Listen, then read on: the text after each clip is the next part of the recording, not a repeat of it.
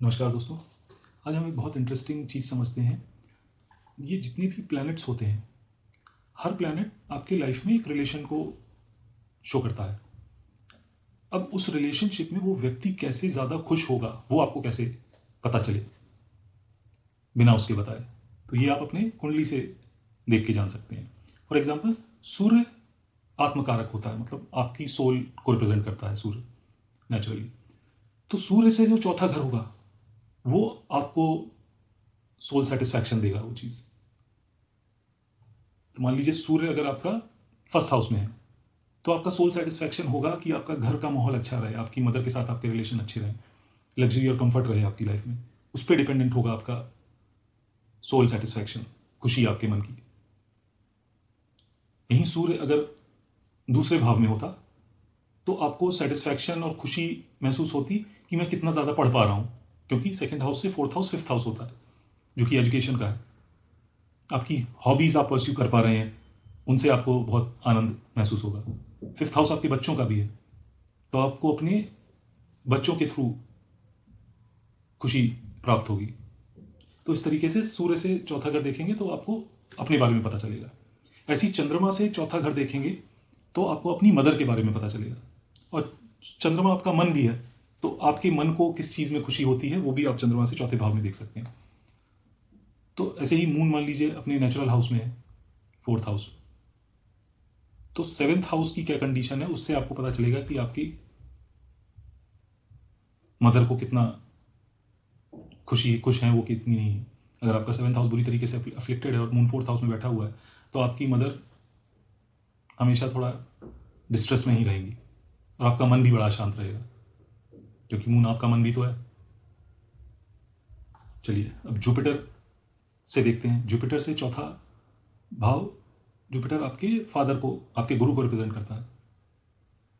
सूर्य भी कई बार आपके फादर को रिप्रेजेंट करता है कुंडली के अंदर, बट जुपिटर को इसलिए ले रहे हैं क्योंकि नाइन्थ हाउस का नेचुरल लॉर्ड जुपिटर है और नाइन्थ हाउस आपके फादर को रिप्रेजेंट करता है। तो आपके फादर की खुशी किस में है, जुपिटर से चौथा भाव देखिए। अगर जुपिटर नाइन्थ हाउस में ही है तो ट्वेल्थ हाउस स्पिरिचुअलिटी का है, तो आपके फादर को स्पिरिचुअल प्रैक्टिसेस में इन्वॉल्व होने से काफ़ी खुशी मिलती हो, या वो अपने बर्थ प्लेस से दूर अगर रह रहे हैं तो उनको खुशी मिलेगी। और अगर आपके फादर अपनी बर्थ प्लेस के पास रह रहे हैं और आपके कुंडली में जुपिटर नाइन्थ हाउस है, वहाँ से फोर्थ हाउस ट्वेल्थ हाउस बनता है, तो आपको उनको उनकी बर्थ प्लेस से दूर लेके जाके देखिए, आपको उनकी खुशी में डिफरेंस पता चलेगा। आपके लॉन्ग टर्म इन्वेस्टमेंट्स आपके फादर को खुशी देंगे। और जुपिटर गुरु को भी रिप्रेजेंट करता है, तो आपका स्पिरिचुअलिटी में इंटरेस्ट आपके गुरु को बहुत खुशी देगा। अब मंगल से चौथा भाव देखते हैं। मंगल रिप्रेजेंट करता है आपके सिबलिंग्स को, आपके दोस्तों को। तो आपके दोस्तों की खुशी, आपके सिबलिंग की खुशी, स्पेशली ब्रदर, मंगल से चौथा भाव देखिए आप अपनी कुंडली में, उससे पता चलेगा। मंगल अगर 11वें भाव में बैठा हुआ है आपकी कुंडली में तो आपके भाई की खुशी पैसा बटोरने में होगी। सेकेंड हाउस वेल्थ एक्यूमुलेशन, उसको जितनी खुशी पैसा इकट्ठा करने में होगी उतनी किसी चीज़ में, खाने पीने का बहुत शौकीन होगा, उससे बड़ी खुशी मिलती होगी, अच्छा लगता होगा अलग अलग तरीके का खाना खाना। और फैमिली कितना क्लोज रहे वो बड़ा इंपॉर्टेंट होगा उसके लिए। ये मंगल से चौथा भाव देख सकते हैं।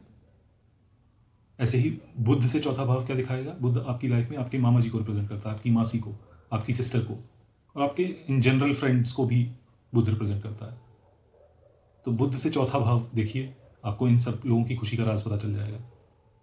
इससे आपको ये आइडिया हो जाएगा कि सामने वाले को खुशी कुछ देनी है तो क्या। अपने भाई को अगर मंगल 11वें भाव में है तो भाई आपसे किस चीज़ से खुश होगा, आप उसको एक बहुत अच्छी जगह पार्टी दे दीजिए, खाने पीने की चीज़ जहाँ अच्छी हो, बहुत खुश होगा आपसे।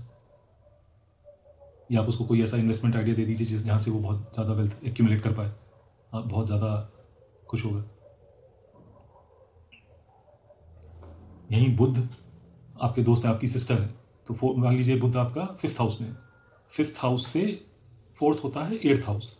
एट्थ हाउस वैसे तो पेन एंड सफरिंग का है, but eighth house intense emotions का भी है।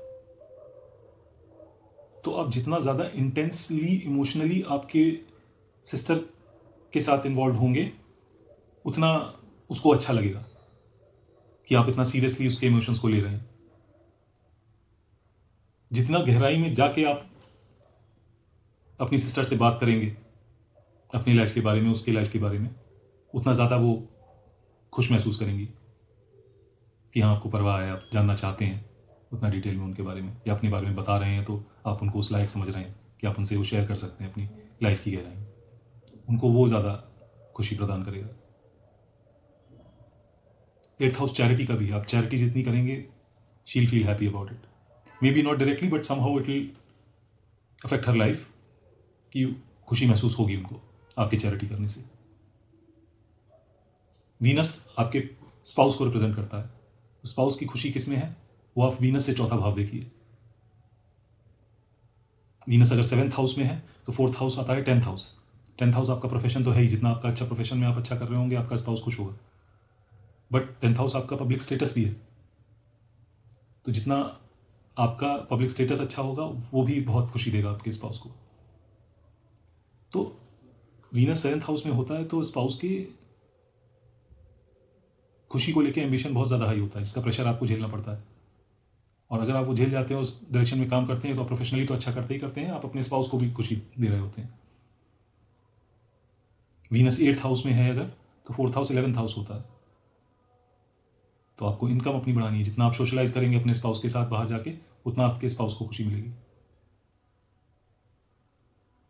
जितना आप अपने डिजायर्स को अचीव करने की तरफ काम करेंगे, उतना ज़्यादा आपके स्पाउस को खुशी मिलेगी। और वीनस 9th हाउस में है तो फॉरेन सेटलमेंट आपके स्पाउस को खुशी देगा, या प्रॉब्ली स्पिरिचुअल इंक्लिनेशन भी उनको खुशी दे सकता है। लॉन्ग टर्म इन्वेस्टमेंट्स, आप अगर शॉर्ट टर्म इन्वेस्टमेंट्स में उलझे रहते हो तो हो सकता है उनको बहुत स्ट्रेस्ड आउट फीलिंग होती हो, बट आप अगर लॉन्ग टर्म इन्वेस्ट कर रहे हैं प्रॉपर्टी वगैरह में, म्यूचुअल फंड्स में, वो उनको ज़्यादा पीस ऑफ माइंड और खुशी देगा। तो इस तरीके से दोस्तों आप ये समझ सकते हैं कि आपकी लाइफ में जो इंपॉर्टेंट लोग होते हैं उनकी खुशी कहाँ छुपी हुई है।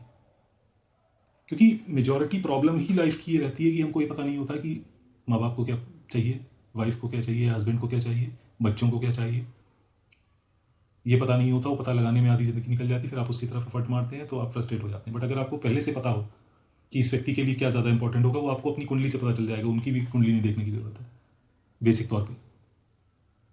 तो अपने रिलेशनशिप्स को कितना बेहतर बनाकर चल सकते हैं। इसीलिए बोला जाता है कि ज्योतिष मैजिक वॉन्ड नहीं है, बट एक गाइडिंग टूल है कि आपको अपना जीवन कैसे व्यतीत करना चाहिए। ज़रूरी है, उतना ज़्यादा स्मूथ हो जाती है आपकी जर्नी, आपको समझ में आता है, कारण समझ में आता है कि क्यों हो रहा है ये जो हो रहा है मेरी ज़िंदगी में। अब वीनस मान लीजिए आपका 11वें भाव में है, वहाँ से चौथा होता है 2nd हाउस। अब आपके स्पाउस को खुशी होनी है आपके वेल्थ एक्यूमुलेशन से, पैसा बटोर कैसे है, और आप कर रहे हैं खर्च इकट्ठा करने की जगह, महंगे महंगे गिफ्ट या दुनिया भर की चीज़ें ला के दे रहे हैं, और आपको फिर भी क्रिटिसिज्म झेलना पड़ रहा है कि यार इतने पैसे क्यों खर्च कर दिए। लेकिन आपके दिमाग में क्या बैठा हुआ है कि यार गिफ्ट तो हर एक को पसंद आता है, इनको नहीं पसंद आएगा। आपको इसलिए अपना वीनस से 4th हाउस देखना ज़रूरी है कि उनको किस चीज़ में खुशी मिलेगी। आप हो सकता है जिस चीज़ को सोच के कर रहे हैं उनको उनकी खुशी के लिए कर रहा हूँ, बट उनकी खुशी उसमें है ही नहीं। तो इसलिए बहुत इंपॉर्टेंट हो जाता है प्लैनेट्स का प्लेसमेंट समझना। ये तो मैंने सिर्फ एक खुशी की बात करी, बाकी बहुत सारे एस्पेक्ट्स आप अपने लाइफ में इंपॉर्टेंट रिश्तों के समझ सकते हैं, जिससे आपकी ज़िंदगी काफ़ी बेहतर और आसान हो जाएगी। समझना एटलीस्ट ईजी हो जाएगा कि जो हो रहा है वो क्यों हो रहा है। आप लोग कमेंट करके शेयर ज़रूर करिएगा कि कैसी लगी इन्फॉर्मेशन, और इसको अप्लाई करके देखिएगा लाइफ में। बहुत हेल्पफुल टेक्निक है जो मैंने आज शेयर करी है। बाकी ऐसी और इंटरेस्टिंग इन्फॉर्मेशन के लिए जुड़े रहिए मेरे साथ। धन्यवाद।